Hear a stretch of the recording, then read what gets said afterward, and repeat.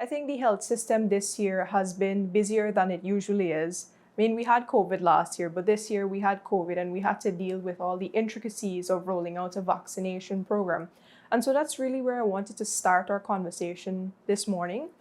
Could you tell us about the vaccination program, perhaps where we started and where we are now? Okay, so the vaccination program started in February of this year when we received a donation of vaccines from India, as you will recall, and then subsequently a second donation from China. In February, developing countries around the world still had no way of knowing whether they will have access to vaccines or not. So in January, February, as vaccines became available for use in the fight against COVID-19, there was an inequitable situation, global situation, where the vaccines that were being produced were only available to the developed world.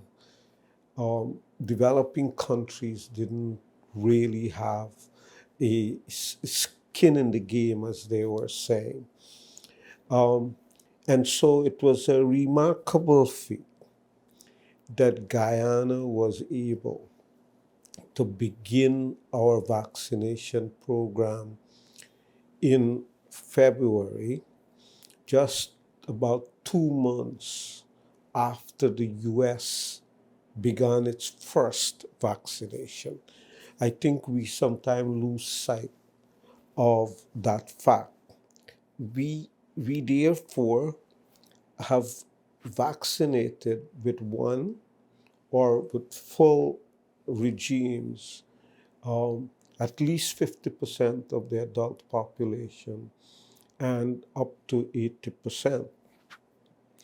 Now that is a remarkable feat.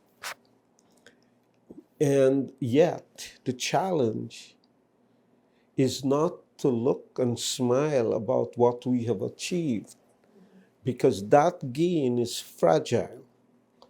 That gain is dependent on those few Guyanese that have not taken up the opportunity. So, Omicron and more powerful variants in the future, not in the long, long distance, but in the near future, depend on the opportunity that we give the virus to circulate. And that opportunity is enhanced by a population that is not vaccinated. So the breach in our defense is now the persons who are not vaccinated. This is the time to come forward. Dr. Ramsammy, several things you spoke about coming out here, but first, what I really want to zero in on is we've heard talks about it now being a pandemic among the unvaccinated, and the Omicron variant is still new, but we've seen the devastation caused by the Delta variant. Could you tell us a bit about how Guyana dealt with that Delta variant? Okay, so the Delta variant proved to be more contagious than the original SARS-CoV-2 virus. Um, Not only did it prove to be more contagious, that is, spread faster and easier, but it proved to be deadlier. It made people sicker. What we were able to do, and quietly, Guyana anticipated the emergence. Now, you would recall that during that period, as Delta, 8 months or so ago, was emerging, that some countries locked it down. Um, Guyana resisted the temptation of closing again our airport, and we put measures in to make sure that those who come into the country are not infected and therefore add to the spread. We encourage Guyanese through more public communication with the public health measures, and it was the fear of Delta dominating the scene in Guyana that drove the government to invest in vaccine. Because no matter what anybody say, whether it's medicine, whether it's a public health measure, the most powerful impact against the virus in general, but that stopped Delta from being um, more destructive is the fact that we were able to have vaccine in our country. And Minister Anthony said this week that Guyanese should assume and should behave and our public sector and private sector, health sectors need to assume that Omicron is here, because that's what we did with Delta. We didn't wait to find out. Some countries, I would not call their names, um, waited to detect Delta before they put a Delta response. They had a traditional, generalized um, COVID-19 response, but in the face of news of this deadly virus variant, they were waiting to see if it will come. Guyana just made an assumption that it is here. Um, and the fact that it spread so quickly that you heard about the thing called the Delta variant, the next day it's dominating epidemics in countries, meant that it will be here before you know. We would be stupid to say we have a test and we are waiting to detect it before we decide how we will respond. We need, as Minister Anthony advised, to assume that it is here. If it is here and it's coming at the wrong time, it's coming at Christmas time, people are going to be out there. We could see the holiday itself, without any introduction of any new variant, is going to have a surge. If that variance is added to the mix, we're in big trouble. And that's why we're saying, don't wait for the holidays to come. Go get your vaccine if you haven't had it. If you were one of the early ones with your vaccine, complete vaccination, come get your booster. Let's say we're racing towards herd immunity. We need to get herd immunity to protect the population. But at the same time, we're racing against the emergence of new variants. Where do you see Guyana next year if we don't achieve this herd immunity, if we don't achieve widespread vaccination? Guyana faced the same problem as every other country, that if we don't rapidly achieve herd immunity as a world, then we will constantly be on our back foot. So without Omicron, for example, you could say we have achieved a certain protection because of vaccine. But each time a variant comes, it reverses some of that gain, because when I said before, there are three things to look at. One was transmissibility. The second one is how well we can, our vaccines and our medicines can work. Every time a variant comes, it reduces that. Makes sense, right? That I, I train my body immune system to fight against a particular virus, and the virus then disguises itself and come. Whilst my immune system, our immune system, would recognize, you tried to fool me, it's not 100%. You see it in real life every day. You know how many people pass me on the road and don't recognize it's me? Because I am fairly well known. A lot of people still recognize me with my mask. But there are people. I have the most terrible time recognizing people that I know well. I pass them, people come and talk to me, and I don't recognize who I'm talking to. So that these disguises, whilst it may not prevent total recognition, and we get some clue and we quickly realize, oh, I'm dealing with somebody I know, our immune system and the viruses are the same. So just imagine that Omicron now comes. It's the same virus, but it disguises itself a little. Immune system is hesitant whether I know this fella or not.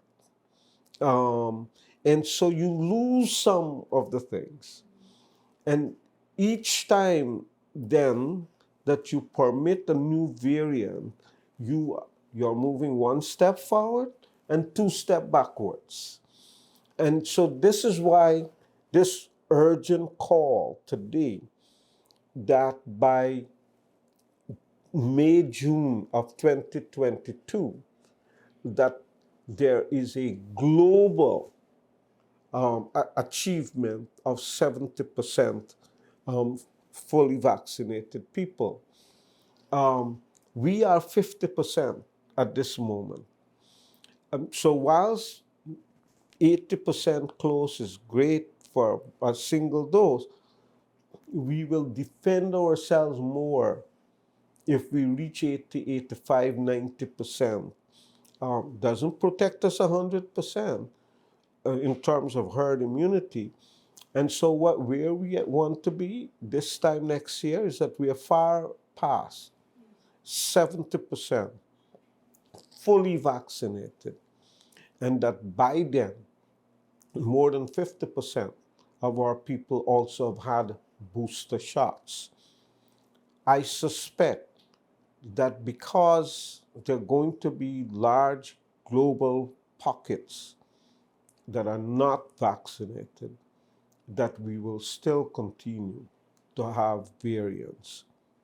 And therefore, the magical herd immunity that we envisaged, say, back in March, August of 2020, we now realize that we might be in an ongoing battle with COVID-19 that would require, if not annual, at least periodic vaccination. Something you mentioned brought a bit of a touchy topic to the fore.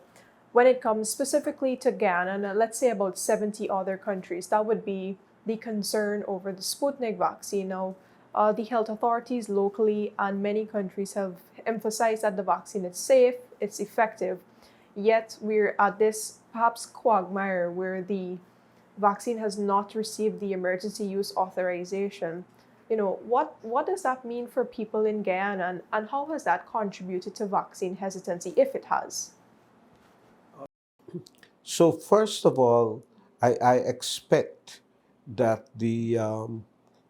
whatever the motivation is, that Sputnik 5, Sputnik V as people call it, will receive emergency use authorization soon. I think the WHO is now in its last stages of going through the process. It is one of the major vaccines in the world in terms of how many people have been vaccinated with it. It has proven resilient and so on. So there's no question about that. But Guyanese people are mobile. There is a real need to address these people concerned. Thus far, I don't know that anyone has suffered because of it. Because we have introduced booster shots. And you would notice that for Sputnik, we are giving the booster shot, in this case, Johnson & Johnson, where a single dose represents full vaccination. So thus far, I don't know that anyone have been unable to continue their lifestyle because they chose Sputnik as their vaccine. In a past time, our focus would have been purely on health. If your traveling um, needs are affected, that would have been collateral damage. We are not taking that approach. Today, we recognize that for people's health, it's not only viruses and bacteria and safety on the road and diabetes and so on, it's also your mental health. And we want people to rest assured that they have no problem if they had Sputnik. Dr. Ramsammy, something you mentioned that I really wanted to ask you about as well, and it actually relates to COVID-19 in terms of the other diseases that exist. Earlier on in the pandemic, we recognized that people with these underlying diseases, these that may go undetected, they were particularly vulnerable to getting COVID-19, getting the worst symptoms of COVID-19. In a post-COVID, or when we get past this increasing intense focus on COVID-19, what does that mean for our health sector responding now to all of these underlying and undetected issues? Okay, so one thing that every Guyanese must be aware is that the comorbidity doesn't make us more vulnerable to getting COVID. We are all, once we are not using protection, once we are not vaccinated, we're equally vulnerable to getting it. In the early stages, however, the, there were about 80% of the people had no symptoms.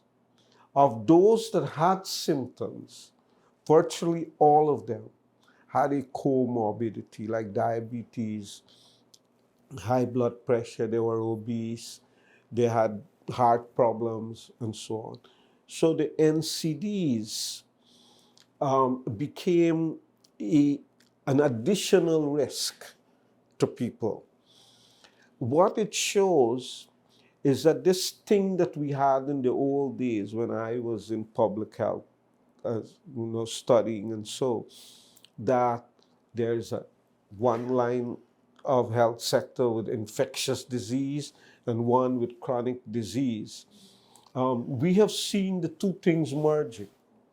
So we know that our approach in the prevention and in the management of chronic diseases like diabetes, etc., is changing. It happened before COVID, but COVID has now told us, hey, you're taking your good sweet time. You don't have that time. So you'll see the way we manage it is different. Um, and that is why we are amplifying, elevating, intensifying our chronic disease response. In the last couple of weeks, through the National Commission um, in the Prevention and Control of Chronic Diseases, we have begun to emphasize an aspect of healthcare that we have not done before, which is self-monitoring of your condition. And so we are encouraging people to own their own glucometer, to own their own blood pressure kits, to own their own pulse oximeters. So that things that used to be the exclusivity of a health sector, of a health center or hospital, or the exclusivity of healthcare workers, we are putting in the hands of ordinary people.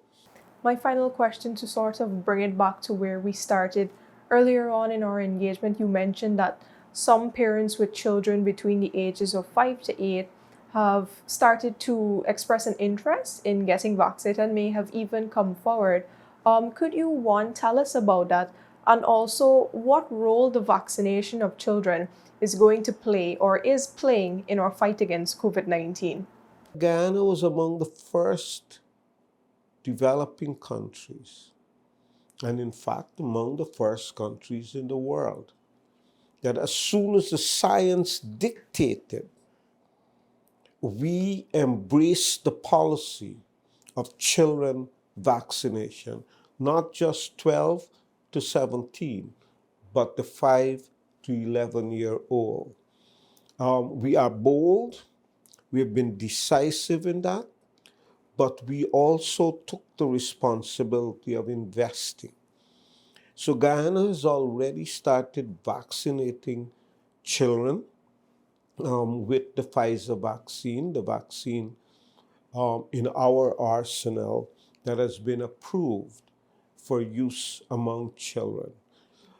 We will use other vaccine once they are approved for use in children. People should know that the vaccine that the parent have is not the vaccine that the child will have. It's the same vaccine, but in a different proportion. The dosage is less.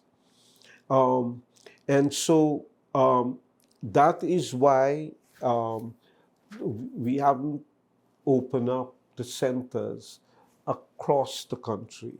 It's across the country, but not every single site, vaccination site, is offering yet the 5 to 8 to 5 to 11-year-old. It's because we don't yet, we have not yet received all of the vaccines we would need for all of the children. Um, so because they are coming directly from the factory prepared for the children. We can do what other countries have done, which is to use the same adult um, vials, but using less of it. That's what some countries are doing, and that's how America started. We can do that too, but if we do that, we would have to have more control, and that's why we are limiting the number of centers that provide it at this moment. Dr. Ramsammy, thank you for your time.